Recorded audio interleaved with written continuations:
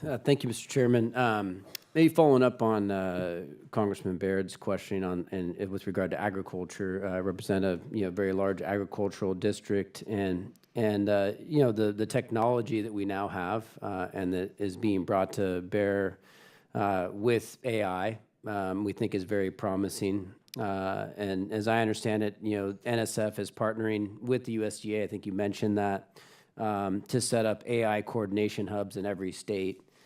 Reaching farmers and ranchers through the land grant and the cooperative extension system. So a couple questions there. One is, what's the role in the federal research in making these tools even more accurate, so that we can, irrigate better, we can make sure that we're not wasting water, for instance. And then how can we get these tools, better into the hands of farmers and ranchers? Yeah, I think one, setting out that R&D roadmap for some of these AI applications by the ag community is a big priority for USDA, and we look forward to working with them on that. I do think some of these programs that you mentioned, where NSF is able to establish these relationships in every state, those are the types of places where you can actually connect directly with those farmers and get those tools out into the field.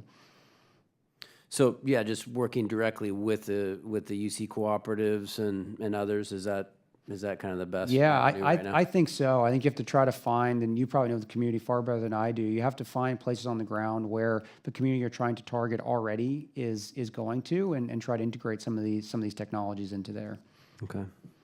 And then on the issue of wildfire, NIST, the National Institute of Standards and Technology Fire Research Division, conducted the definitive investigation of the 2018 Camp Fire, which occurred in my district in Butte County, California. This is the fire that destroyed the town of Paradise and killed 85 people. NIST then turned it into their escape guidance that emergency managers and first responders now use for evacuation planning. NSF funds wildfire work on the other end of the problem, predicting where a fire will spread from camera, weather, and terrain data.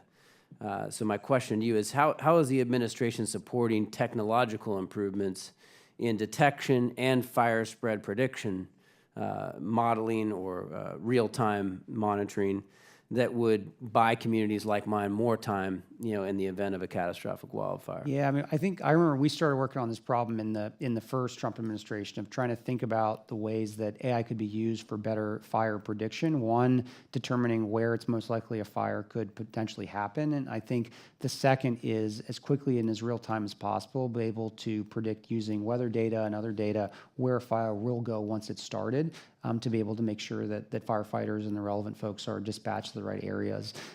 This has kind of been, we actually hosted kind of a whole of government meeting at the White House to discuss this, and it showed, kind of back to an answer I gave to the previous question of how multi-agency it is. There's a ton of data that the Department of Interior has to kind of help with this stuff. There's research funds that come out of NSF and other relevant agencies, and I think we're going to continue to work on it. And any thoughts that you have or places that we could be doing better, I would love your advice, because I do think this is an area where I think with the appropriate emphasis and use of AI, we can make a big impact. Yeah, I definitely would like to work with you, and I may get your contact information after this, and we'll definitely stay in touch. I think on both of these areas, we're in agriculture and in wildfire, are areas where using the latest technology and the promise of AI and other technologies can be really helpful to rural communities like mine, that one, are trying to maximize in a time of high cost and use that real-time data to lower their overall costs, right? Input costs. And then also on the wildfire front to really get on top of that and be in front of that issue. Biggest thing we need to do right now is reduce fuel loads in our forested lands, and that's another area that we're working on, but certainly would love to work with the administration on utilizing this technology.